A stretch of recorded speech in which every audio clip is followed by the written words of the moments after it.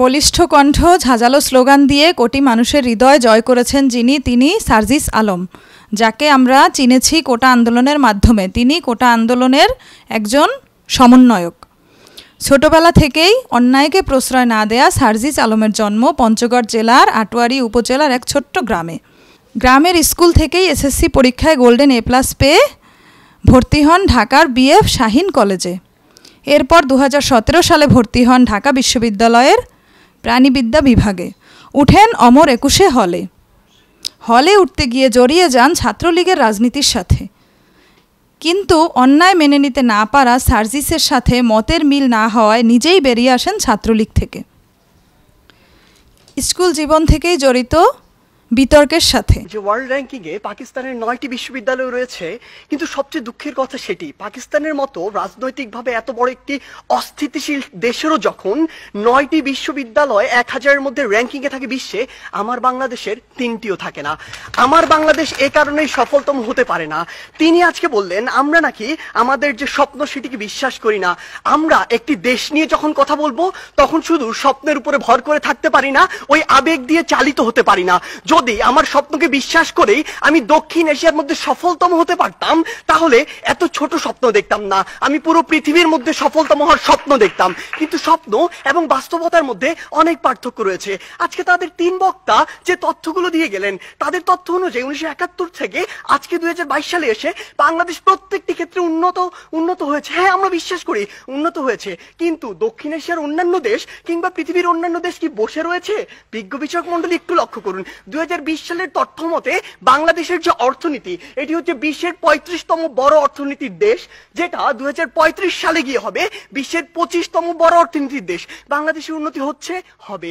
Dhaka university debating সোসাইটির champion হয়েছিলেন 2022 সালে।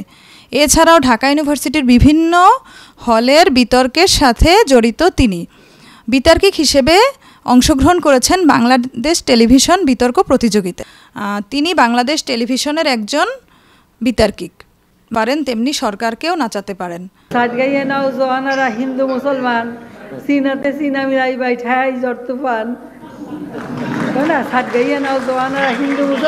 গত 1 মাসে তার এবং অন্যান্য সমন্বয়কদের বলিষ্ঠ নেতৃত্বে ছাত্র জনতার গণ অভ্যুত্থানের মাধ্যমে 5ই আগস্ট পতন হয়েছে স্বৈরাচার শেখ হাসিনা সরকারের। বর্তমানে সার্জিস আলম অন্তর্বর্তীকালীন সরকারের সাথে কাঁধে কাঁধ মিলিয়ে রাষ্ট্র সংস্কারের কাজে নিজেকে নিয়োজিত রেখেছেন। কোনো ক্যাম্পাস ছাড়বো না, আসুক হলে দরকার হলে আরেকবার শ্মশান হয়ে যাবে, ক্যাম্পাস ছাড়বো না। তারা হল ছাড়তে বলছে কেন? আন্দোলন নষ্ট করার জন্য। পৃথিবীতে কোনো মহামারী চলছে, যেমন হল ছাড়তে হবে, হল ছাড়বো। আমরা একটি যৌক্তিক এবং ন্যায্য দাবি নিয়ে লড়ছি। এর সামনে যে আসুক না কেন, আমরা বিশ্বাস করি তাদেরকে আমরা জ্বালিয়ে ভস্ম করে দিতে পারি। আমাদের উপরে হাত দেওয়ার চেষ্টা করা হয়। আমরা আজকে ঘোষণা দিচ্ছি, আজকের পর থেকে আমরা প্রস্তুত থাকবো তাদেরকে ফু মেরে উড়িয়ে। আমরা স্পষ্ট করে বলে দিতে চাই, বাংলাদেশের ছাত্র জনতাকে ব্যারিকেড দিয়ে আটকে দেওয়া সম্ভব নয়। যদি আটকে দিতে চান, গদিতে আগুন জ্বলবে। ওই স্বৈরাচারী সরকার নাকি ভারতে বসে পাল্টা কোনো অভ্যুত্থানের চেষ্টা করছে। এর চেয়ে বেশি হাস্যকর আর কি হতে পারে? আমরা স্পষ্ট করে বলে দিতে চাই, যদি যেখান থেকেই হোক পাল্টা কোনো অভ্যুত্থানের চেষ্টা করে থাকেন, তাহলে আপনাদের গায়ে বাড়া জানাজা পড়ার লোক খুঁজে পাবেন না।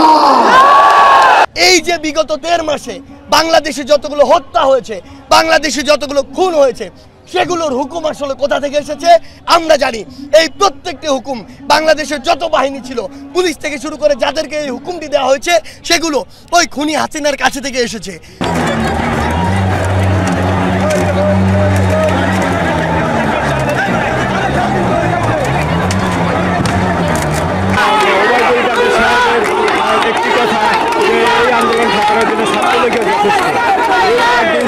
সরকার এসে আমাদের শিক্ষা ব্যবস্থা, আমাদের শিক্ষা কারিকুলাম যেভাবে বঙ্গবন্ধুকে ঢুকানো হয়েছে, বঙ্গবন্ধু থাকবে, অবশ্যই থাকবে, বঙ্গবন্ধুকে স্যালুট করি আমি হাজারোবার, বঙ্গবন্ধু থাকবে, অতিরঞ্জিতভাবে তাকে তুলে ধরা হয়েছে। বঙ্গবন্ধুকে বলেছেন অন্যায়ের বিরুদ্ধে দাঁড়াতে, অন্যায়ের বিরুদ্ধে যুদ্ধ করতে, অন্যায়ের বিরুদ্ধে সংগ্রাম করতে। এই অন্যায়ের বিরুদ্ধে বঙ্গবন্ধুর বই থেকে, লেখা থেকে, পড়া থেকে এই ছাত্র সমাজ শিক্ষা নিয়েছে যে অন্যায়ের বিরুদ্ধে লড়াই করতে হবে, সংগ্রাম করতে হবে, অন্যায়কে প্রতিহত করতে হবে। আসলে যার ফাঁদে সেই পড়ে। আমাদের বর্তমান শেখ হাসিনা সরকার নিজের ফাঁদেই নিজেই পড়েছে, এর জন্য সেই দায়ী এবং তার মন্ত্রিপরিষদ দায়ী, তার ছাত্রলীগ বাহিনী দায়ী, তার কাদের লীগ বাহিনী দায়ী, তার যে বাহিনী আছে এই বাহিনীকেই আজকে দেয়। দেশকে ঘুষ, খোর, দুর্নীতি, মহা উৎসব চলতেছে, মহা উৎসবে পরিণত করছে। কোনো বিচার নাই, হাজার হাজার কোটি টাকা দেশ থেকে পাচার হয়ে গেছে, সব কিছু জেনে শুনে সে কোনো বিচার করে না। আবার বলে একদিকে আমি কাউকে ছাড় দেবো না।